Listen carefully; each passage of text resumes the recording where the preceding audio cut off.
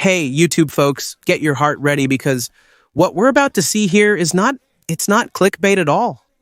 In this game, Magnus Carlsen played for over 3,400 rating. That's what I pay for the internet for to watch this chess genius. Magno was playing in this game against the terrible French grandmaster Etienne Bacro, a player who has already had over 3,700 rating. Of course, the game is in 960, but that doesn't change anything. What will happen here is brutal. It's brutal. It's a game to watch lying on the floor because if you stay seated, your chair will break its legs and you'll fall to the floor in sanity. But I'm warning you, hold on to your chair or the baseboards. Get your popcorn ready, let's go to battle because chess will always be now. And with the white pieces, the Frenchman Bacro against Magnus, Neruga, Carlsen, and you can see that the position is clearly messy, it's confusing. But quickly this leads to a kingside castling position from regular chess with classical time control, carefully considering every detail. The opening moves are chaotic, with d5 played, knights maneuvering, and Magnus castling queenside. Don't get dizzy, it's a queenside castling. Queenside castling was played by the French too, and now f6 is being prepared. After e4, the position seems to be drying up. Magnus exchanged, played ung6, and after nc3, he plays e5, Raphael trades rooks. But one of the greatest spectacles I've ever seen is about to begin. Watch closely because it really happened. These exchanges, Magnus took on a 5 and the Frenchman played f4. Magnus doesn't want to retreat the knight. He moved the knight to c4 and a4, gaining queenside space. Then, illogically, played b6. You control the knight's jumps, limit the bishop's diagonal, g3 is played, and here Magnus plays f5. And at this moment, take the children out of the room. Because the Frenchman responded to stick with stone. He played the move bishop h3 and is about to go into a completely insane madness, which I dare say a human being can't play what we're about to see in this game. It's unnatural. The Frenchman threatens to take this pawn, but Magnus didn't play the expected move. Instead, he played the game's first brilliant move. Rook takes e5. You can understand what's happening. If you take here, Magnus trades rooks, a rook for 2 knights. It's a very good, advantageous trade, and this could cause problems, but Bacro played this intermediate move. Look there. The check, he gives a check and threatens to win the rook.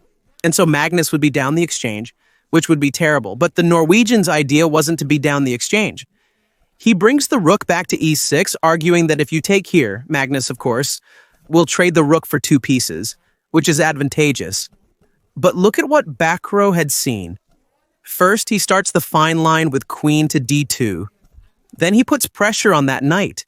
If you move the knight, he takes here on e6, look there, because the queen is watching.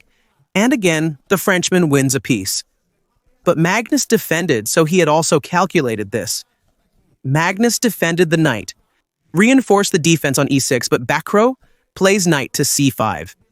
And this is what I'm referring to. It's not natural for Magnus to have calculated and seen all of this, because look at what this move threatens. It threatens a fork that wins Magnus's queen.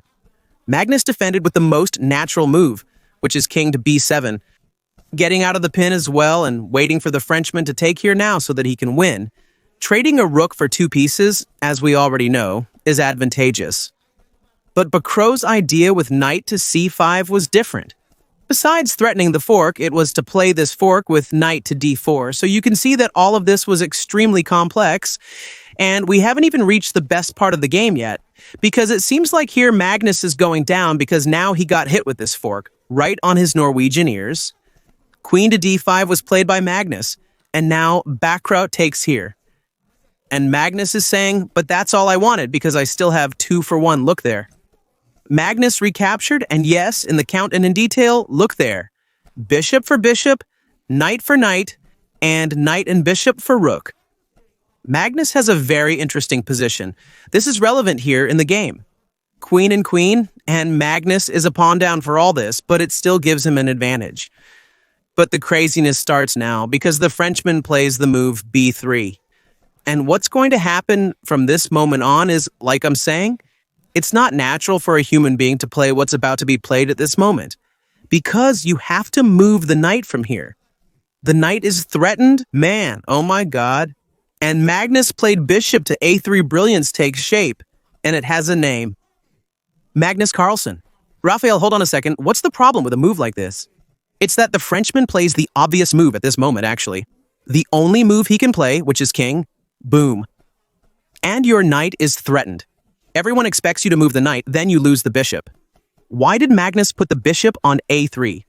The knight must move immediately. No, Magnus at this moment plays one of the most brilliant moves I've ever seen in my life.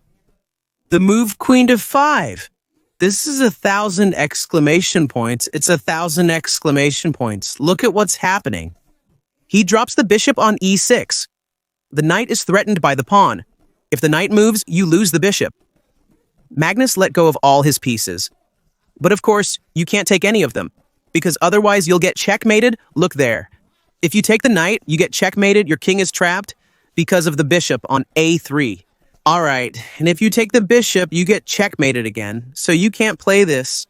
But the Frenchman said again, it's not a problem. I defend my rook and renew all the threats. Look there.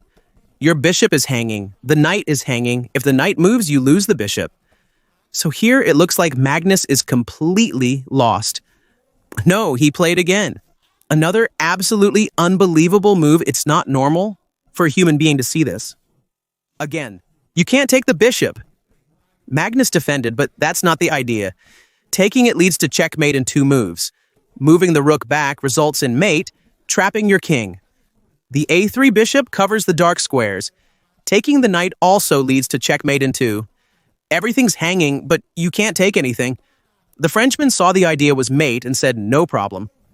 The first rank is being defended, but the bishop and knight are threatened. Moving the knight will lose the bishop. It seems over, and Magnus moved the knight. Raphael, moving the knight, loses the bishop, which is not possible. He moved the knight with check. With check, and you can't take it because if you take it again, you're going to get mated. Look how unbelievable, you can't take it. That's mate, game over, scandalous. At this moment, of course, seeing this, Bacro said, no problem, I'll move the king. And now the knight is hanging, and the bishop is hanging.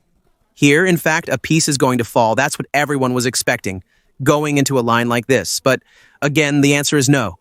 Magnus, at this moment, he defends the bishop. Look there, holding the knight. No piece has fallen. How? Nobody knows. It's an alien juggling act because that's not human. See that at this moment, the Frenchman plays queen 2. And again, the pieces still look bad because now Bacro threatens c3, attacks the bishop, and the knight falls right after. But Magnus defended, and he played the move bishop g4, saying, your rook can't keep an eye on this knight. He attacked the rook. The rook has almost no squares. You can't play a move like this. Soon you'll get a knight to g3. The rook falls. So Bacro here, he played rook to c1, which is obvious and natural, because he threatens c3 attacking the bishop. And now the queen is the one who takes that knight. And the absurdity continues, because at this moment, Magnus actually saved all his pieces, and on top of that, made the Frenchman's rook even worse. All of this made the Frenchman's rook worse, and not a single piece was lost. I looked at this game many, many times, and every time I watched it, it seemed like a mirage to me. This doesn't seem normal at all. Look at Bacro's unnatural play. After exchanging on f3 and Magnus recapturing, the Frenchman took a hanging pawn, despite the artistic position. It seems confusing. At this point, Magnus plays a thematic move with the only piece that hasn't entered the game yet. It's watching all the wonder. It's the knight, so he moved the knight to c6, and now Bacro played the move king b2. Look there, he improved his king's position. And here, Magnus plays the move bishop d2, gives a touch to that rook. Raphael, what a tremendous mess. What a game this is. Where will the rook go? Look where Magnus put the Frenchman's rook, in the corner of all corners. Incredible what he's doing here. Well, at this moment comes another completely absurd move, which is queen g2. So here Magnus completely loses, let's say, the thread, because he's leaving the h2 pawn hanging. The Frenchman didn't take it, he sent the bishop to d4. Raphael, they make it easier when it's for Magnus. Why didn't he take it? Because if you take it, you lose. you get bishop to e4. Look how absurd this is. Magnus starts eyeing c2, and when you defend with the queen, you get this unbelievable blow because now I threaten to take on c2. You can't take it, or you lose the queen. The only queen move that defends this point is queen c3, but here you lose the queen. Like I said, absurd. Absurd is the word. So Bacro can't take that pawn. He saw it, moved the bishop up, bishop to d4, already controlling that diagonal, which we saw could cause problems at some point. Magnus played bishop to e4 holds h2, keeps an eye on c2, and here comes the last move of this game. Bacro played bishop to c3, and here Magnus finishes the game with bishop to e3, because now he's threatening to take on c2. There are a bunch of mating lines here. After king to a3, you'll get bishop to c4, and that move would be the only one to defend. You give up the rook and then get checkmated, and the queen can't defend c2 anymore. Here Bacro resigned the game. You can see in the images the moment Magnus plays the last move of the game. Bishop to e3, and right after that, the resignation. So this is a game that I consider completely absurd and not human. I don't know what we just saw here, but this is not human. Notice that right after both players share a little laugh there. Bacro is thinking, I was immortalized. Magno nods in agreement, and that's the reality. And it's out there, the precision of this completely insane match. Magnus at 94.2 playing like a machine, and that's not natural at all. He makes a brilliant move, knight to d2, but you could add many more brilliant moves and ideas to this absurd game. And see, it's not clickbait. At 3,408, he scored 9 points, staying in first place. Yes, the day has come when a human played at 3,400, and that's real. Comment below if you're as amazed as I am.